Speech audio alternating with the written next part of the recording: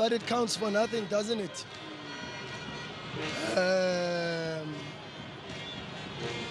Who cares? Who cares that you play, you're 2-0 down and you're 10 men? Who cares that you play the day after and you tell me of any club in the world, any club, I'm waiting, any club in the world that plays a day after the FIFA break? Who cares that you have the footballer of the season not here? Who cares that you have the goalkeeper of the year not here? Who cares that you don't have the defender of the year? Who cares? Who cares? Everyone will say these are excuses, and people will celebrate our downfall. But that's okay, because as human beings we plan, but God decides. And if God decides that we shouldn't win, then I guess as one of his kids, I will just have to trust in his wisdom. Thanks. Yeah, I think my biggest problem is that I don't discuss quite a lot of these things that are said by my colleagues in the media. I don't go and have engagements with the media about them. You are all familiar with some of the things that my colleague at TS Galaxy said, and I picked up the phone and I called him direct, and I raised my displeasure. There were things said by Hugo Bros, and I picked up the phone and I called him direct, and I raised my displeasure. What was said in those conversations is not for the public. If they feel that they've got to disclose that, it's what they feel like. I'm not that type of person, and I will not be dragged into those type of situations. I respect my family, and I was raised in a certain way. So when I sit in a public platform and I speak to the media, I must also understand that I don't just represent myself. I represent my family and the upbringing and the education that they gave me. And I also represent the football club, and it's a club that has high moral standards. And so it's important that when you have that respect, not just for yourself, but for the people who raised you and for the people who look after you, and that you have the privilege to serve, then you've got to behave in a certain manner. And I don't want to go into that space. And in fact, I'm one person that was taught to forgive even the wrongs that are never apologized for. And I'm that type of person. I move on very, very quickly, but I address issues straight. I don't go to the media. I don't go and create a mudsling. I pick up the phone and I address those things. And unfortunately, Coach Hugo Bros did apologize and explained what had happened. But for me, after that conversation we had on the phone before AFCON, for me it was done. All right, thank you. Sorry. If we have time, I'll come. Now we come to the funny part.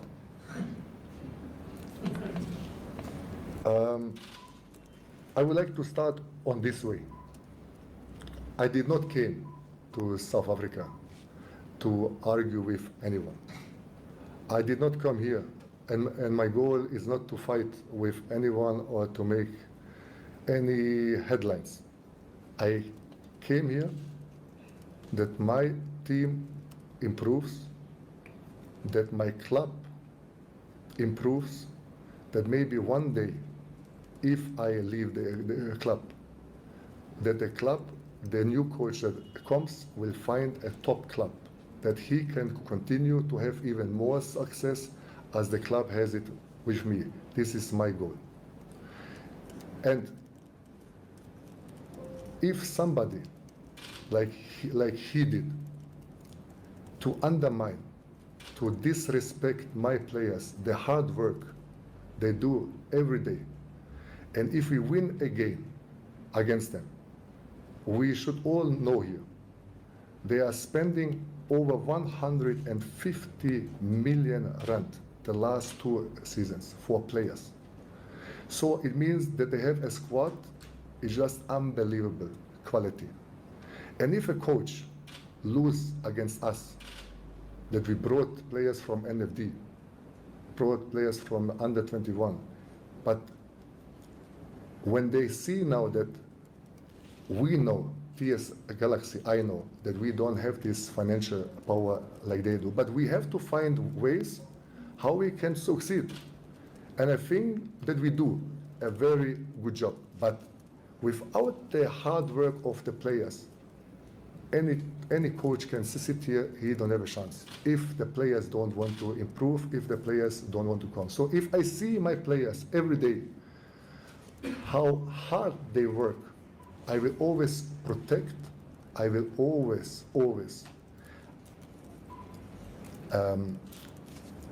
be and raise my voice if somebody, doesn't matter who it is, disrespect my players, disrespect the value of this club, of my staff, of me, and this is what he did.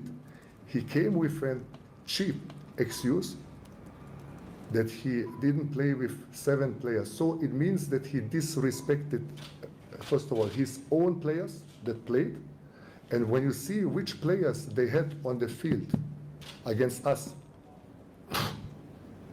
top class. With this team, he can also win a league. But if he feels that he cannot have a plan B, it also speaks to his quality. But I don't want to go there, and I don't care. I care, we have principles. I have values, and I care about my players that no one will disrespect the hard work they did on this day to win against Sundowns. So, and if it comes now again up, I didn't want actually to say it so much about it, but when he came up again and told them the public, so it means he called someone because he don't want to go public. But when he talks to a guy, it should stay then what you talk. And you cannot go then afterwards again into the public and say, but I did this and this and this. But he did, and now we have to finish the sentence. So Rhulani didn't call me after this happened. It was on the 30th of November. I raised my voice that he disrespected my players, me, my staff, and the club. I didn't attack him. I just protected my players, and I will not let anyone disrespect them. So after a month, 29th of December, we were in the bus and we drive to Mbombela. A day before that, Mudau came to me when he saw me in a mall. And he asked me, Coach, when you want to buy me? With a smile. So I told him, I can't buy you because you are too expensive. So he asked me then, okay, why you fight with my coach? And I told him, I don't fight, and it's not my goal to fight with anyone. I explained them exactly the same thing what I explained you. I will not let anyone, and please tell your coach, stop to undermine your colleagues and their work, and stop to undermine my players. So what happened? I got a call from him during the bus driving to Mbombela. I picked up the phone, and he started to yell, to scream, and he told me I will just make it short because he talked 10 minutes or entertained me with a lot of nonsense. But what he told me, it was, who the are you to come to my country? I just quote him. Okay. He said, again, who the are you to come into my country and talk to me like this. Do you know who my parents are? Be careful how you talk because you are in my country. After that, I told him that I don't care who your parents are, and then he hung up the phone.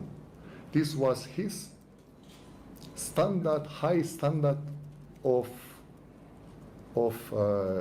how he said it, how is high standard of morale. I was very disappointed. I can tell you, because I think to get a treatment from a colleague like this, it's a very, very, very, let's say, small-minded talk.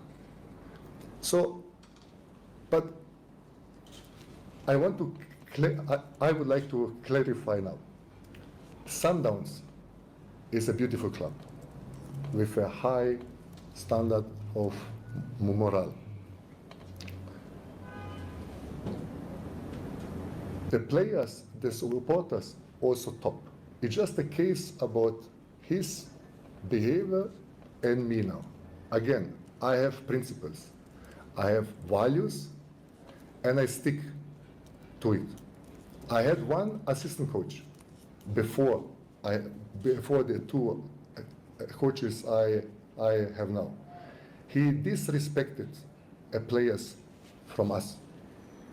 I sent him home. I finished the work. Why?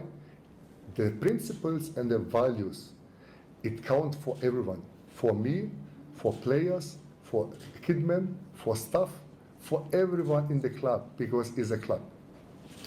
So the other talk, when he said that he also called Bruce and he apologized. I had a talk with him yesterday, with Bruce. And with his permission, I asked him if I can tell it what Bruce told me. He said, yes. I would never say anything when I have a private talk. But with the permission of Bruce, he said, yes, of course, because it's true. He never called Bruce. And he never apologized to Rhulani. This is a big lie, but this is what I don't deal. Sundowns has to deal with a coach that put up some stories what is not true. If you don't believe me, ask Bruce, because again, I talked to him and he just told me.